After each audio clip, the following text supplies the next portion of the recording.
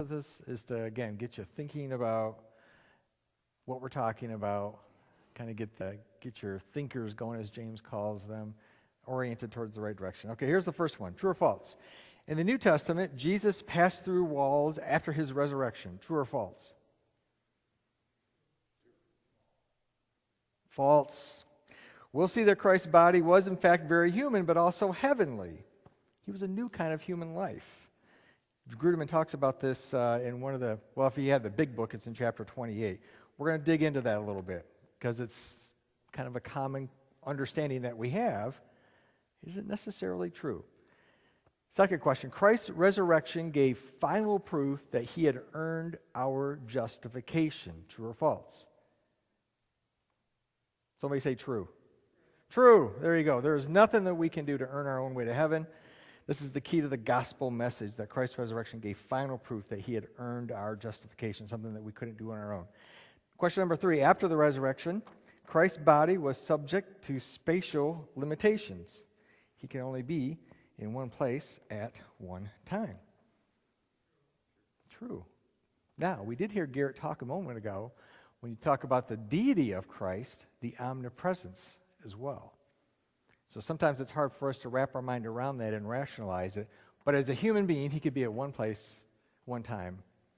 So we're going to dig into that a little bit too. In the New Testament, number 4, in the New Testament epistles, that's like Corinthians, Colossians, etc., Jesus is never called a prophet. True or false? It's true. He was never called a prophet. We'll look at the offices of Christ. One of those prophets is, one of those offices, he's a prophet, but not the same thing as the Old Testament prophets that are often referenced in the epistles. Jesus was far greater than any of the Old Testament prophets. We'll dig into that in a minute too. How about this one? Jesus opened for us the way of access to God so that we can weekly enter into God's presence without fear. True or false? Why is it false?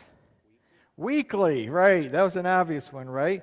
With Christ as our high priest, we have continual access to God. Not just weekly, right? Okay. That was a softball to the right field. That's where I used to play, by the way. So that's where they put anybody who can't play baseball, I found out years later. They stick them in the right field, and hopefully you get a fly ball once in a while. Number 6, Jesus rebuked his disciples for calling him king as he triumphantly entered into Jerusalem just before his crucifixion. True or false? False. Jesus refused to rebuke his disciples for calling him king because he, in fact, was a king. Number 7, the work of God the Father is to manifest the active presence of God in the world. True or false? It's a tough one, isn't it? In chapter 30, we're going to read, the work of the Holy Spirit is to manifest the active presence of God in the world. The Holy Spirit's role is to provide evidence of God to the world and to the church. Number 8, is by the Spirit that we are able to put to death the deeds of the body. True or false? True. 2 Thessalonians and 1 Peter and Romans all talk about the role of the Holy Spirit to purify us, to sanctify us. And the last one, number 9, the Holy Spirit relates to us as a person to lead and direct us. True or false? True. Yep. When the Holy Spirit directs us, it's more than just our reflecting on biblical standards.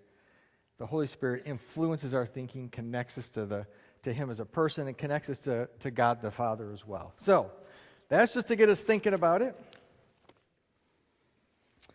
All right. So, I want to spend just a moment talking about the way that I would like you to think about these next few minutes as we talk. It does no good to talk about these topics that we've been talking about this, like right now, and when Garrett was talking, and last evening, and even like back into round 1, unless we have some way to connect them all together. Unless we have a way to connect all the dots so that we can see the bigger picture. And we remember and can apply what we learn when we associate things into categories, or what I like to call hooks. So I'm going to give you 4 different hooks to think about. And on these hooks, it's really the framework of the gospel. And I'm sorry, you can't, that red is a little bit dark right there, so I'll hit them real quick here. But I want to talk to you about, for just a moment, the hooks that, as I go through this, I'm going to tell you which hook to hang some of the things that we're learning about. I'm going to tell you which hook to hang them on, and they're the hook around the gospel. Now, we know that the gospel changes everything, okay? Including how we learn.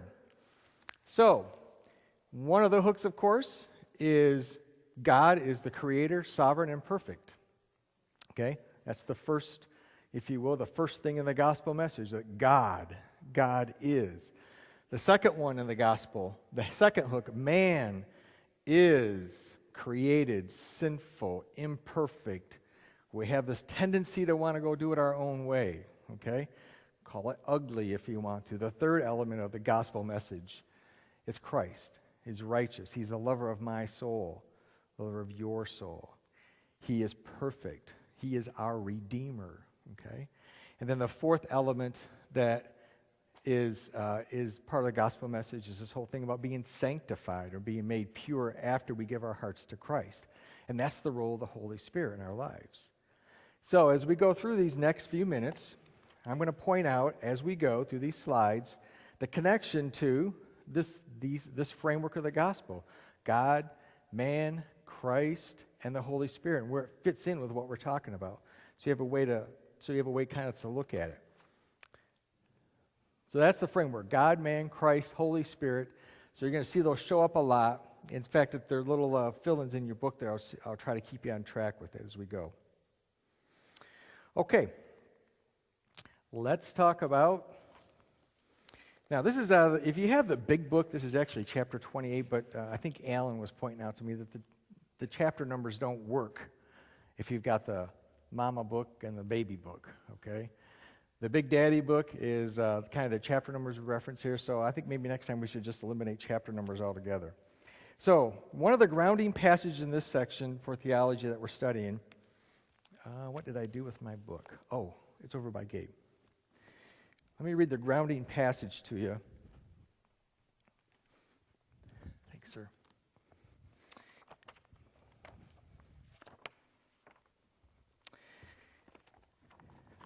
This is out of John. And this is Jesus speaking. Woman, he said, this is right after the resurrection.